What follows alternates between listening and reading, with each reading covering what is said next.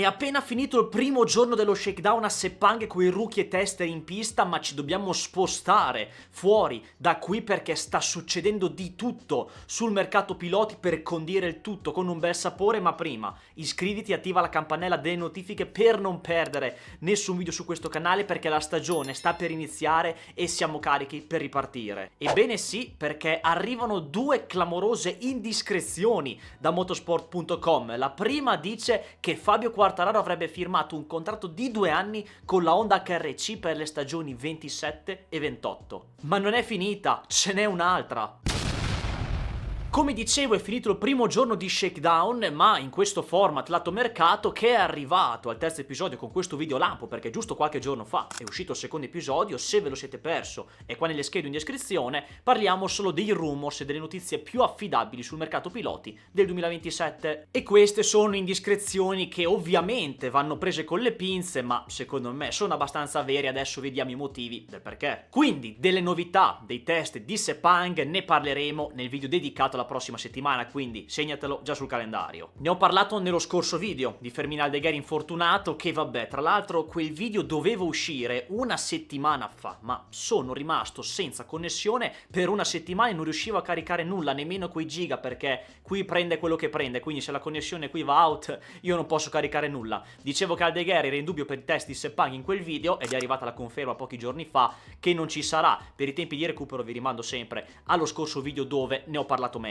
L'altra notizia che è uscita in questi giorni riguarda Maverick Viñales, che sembra essere un promesso sposo del team ufficiale della KTM dalla prossima stagione, e penso che questa è una cosa che si potrà avverare, a meno che Viñales non incappi in un altro infortunio. Speriamo di no, ovviamente, se ci fossero delle altre complicazioni, perché sennò dopo tutto si rallenta. Però Viñales ha mostrato una grande velocità con la KTM lo scorso anno prima che si facesse male, essendo letteralmente migliore, anche più di Acosta, perché lo dicono i risultati. Era quello che fino a quel momento interpretava meglio di tutti la KTM. Poi Acosta ha fatto vedere chi è ed è un altro discorso. Quindi io credo, anticipando un po' quello che dirò nel video del pronostico della stagione, che ci sarà da tenere d'occhio Viñales per quest'annata, perché sempre poi vedendo le sensazioni dei test io credo che riconfermerà la sua velocità e sarà veloce. Sono molto curioso di vedere il duello che ci sarà con Acosta, perché andranno tutti e due molto forte, dato che anche Pedro è arrivato al massimo con quella moto in termini di potenziale, mentre Viñales ha fatto vedere anche lui di avere in mano questa moto e potrà migliorare, e proprio per questo, se tutto andrà bene, si meriterà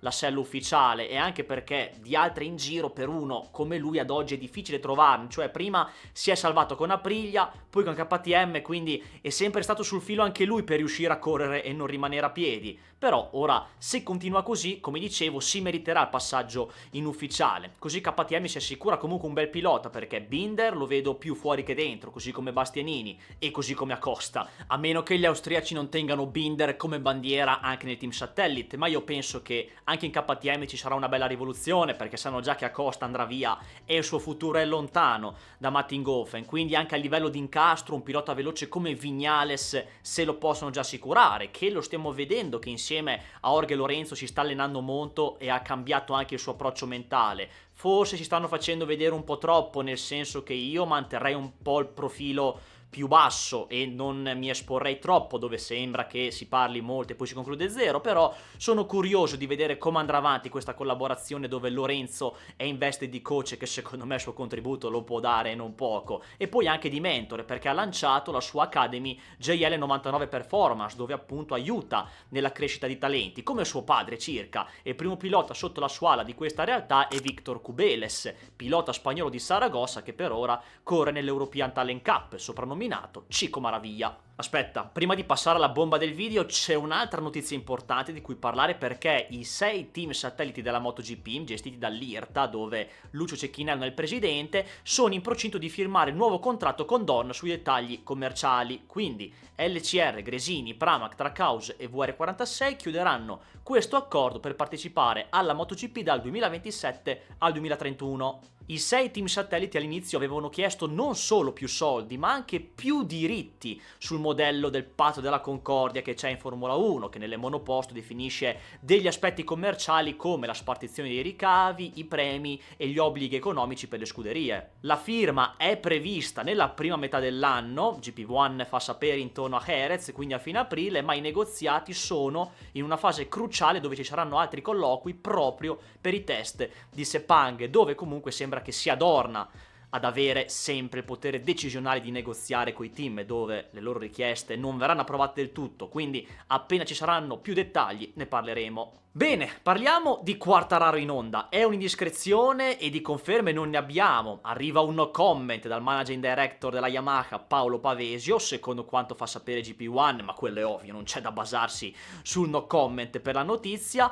Però per Yamaha non sono dei test che iniziano bene con questa notizia, che è uscita proprio in questo momento, perché abbiamo visto già dallo scorso anno un Quartararo non così entusiasta del motore V4 e che non faceva i salti di gioia. La prova del 9 sarebbe stata questo test di Sepang per valutare il suo futuro da dentro o fuori, però ora sembra che il francese, che ha vinto 11 gare con la casa di Iwata, si sia messo avanti e potrebbe aver giocato un bel anticipo interessante nell'effetto domino che ci sarà con gli altri piloti per capire gli incastri, e proprio come dicevamo anche negli scorsi video, Quartararo sarebbe stato uno dei primi a muoversi proprio in questo periodo. Se il test malese sarebbe stata la prova del 9 per valutare il suo futuro, va anche detto che il 9 è un numero che parla anche la lingua del dio denaro, perché Quartararo, se si fosse mosso fuori da Yamaha, o si riduceva l'ingaggio o appunto trovava una soluzione dove circa prendeva gli stessi soldi che prende ora, che sobbalzano intorno agli 8 ai 10 milioni, quindi a rigor di logica o rimaneva in Yamaha o appunto passava alla Honda, perché nella MotoGP di oggi chi può garantire grandi cifre di ingaggio sia per un pilota ma anche per due volendo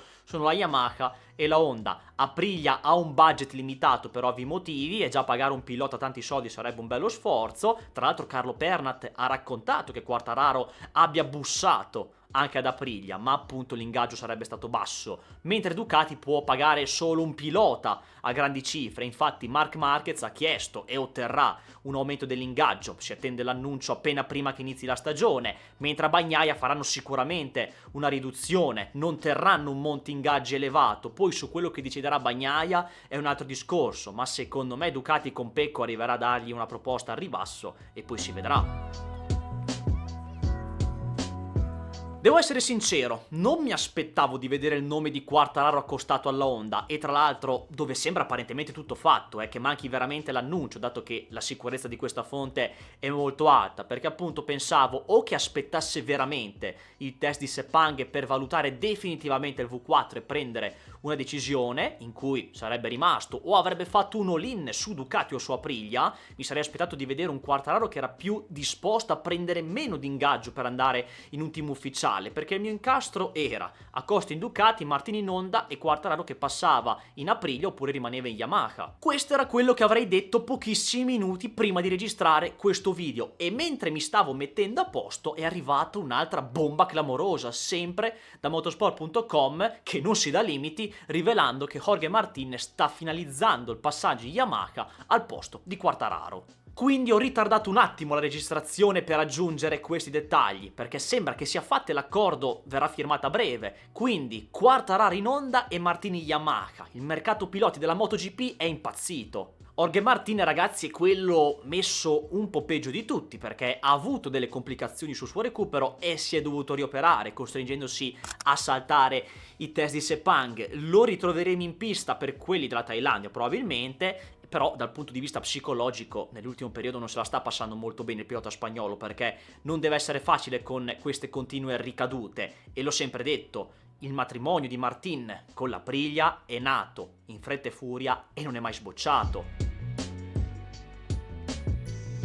Se si concretizza l'idea Yamaha si avvera quello che dicevo la scorsa stagione, ovvero che, dato che non è riuscito a liberarsi con quel caso soap opera che aveva aperto, avrà detto: va bene, non ce l'ho fatta liberarmi, rimango, mi faccio andar bene di concludere il 2026 con Aprilia, ma so già che non rinnoverò e andrò via. È una storia che non ha mai avuto feeling, quella fra lo spagnolo e la casa di Noale. Poi c'è ancora il 2026, quindi alziamo le mani, calma. Però è un peccato, perché come dicevo, è un matrimonio che non è sbocciato, un po' come Xabi Alonso e Real Madrid, è una scintilla che non è mai scoccata, però come l'ho detto, aspettiamo il 2026 perché secondo me i presupposti di Martin con l'Aprilia che vada forte ci sono, però non lo vedo così carico, entusiasta, infatti da quello che sembra si è già sbolognato e andrà a Yamaha. Prevedendo un po' il futuro, io penso ancora che anche il destino di Pecco Bagnaia sia sempre di più lontano dalla Ducati.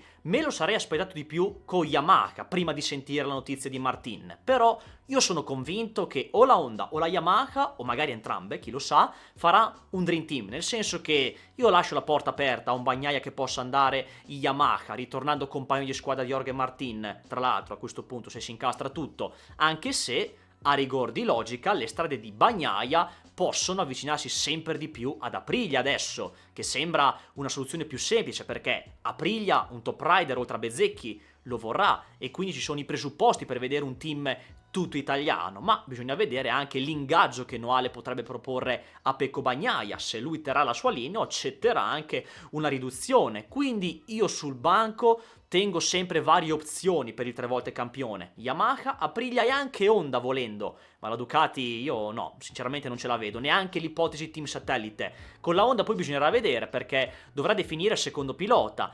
Viene riportato che prima di sceglierlo saranno valutati alcuni aspetti della nuova Honda e quindi qua la domanda è lecita: cosa farà la casa dell'Ala Dorata? Farà un Dream Team clamoroso con un altro top rider o magari rinnoverà un secondo pilota affidabile con Marini che può aiutare molto nello sviluppare la moto? È andata bene che ho integrato questa bomba di Martin proprio all'ultimo in zona Cesarini, perché avrei dovuto fare un altro video singolo e magari non veniva neanche tanto lungo perché ci sarebbe parlato solo di quello. Però ci sono altri giorni dei test dello shakedown, stanno per arrivare i test ufficiali, quindi di altre bombe magari siamo pronti a riceverne, ma in questo terzo episodio di Lato Mercato ce ne sono state tante da dire e anche belle grosse. Sembra che sia tutto apparentemente fatto, ma sono solo indiscrezioni, da fonti però molto affidabili. Però ci riserviamo sempre quel dubbio che tutto possa essere smentito, quel pepe lì, ma io penso che si vada nella direzione di chi ha dato le notizie. Ricordati di iscriverti al canale e attivare la campanellina perché non appena ci saranno nuove notizie Lato Mercato tornerà col 4º episodio, ma arriveranno molti altri video, quindi non ci si ferma qua. Non perderti nulla che la stagione non è ancora partita del tutto, ma c'è un barbecue pronto a fare un fuoco incredibile. Ci vediamo presto, ciao!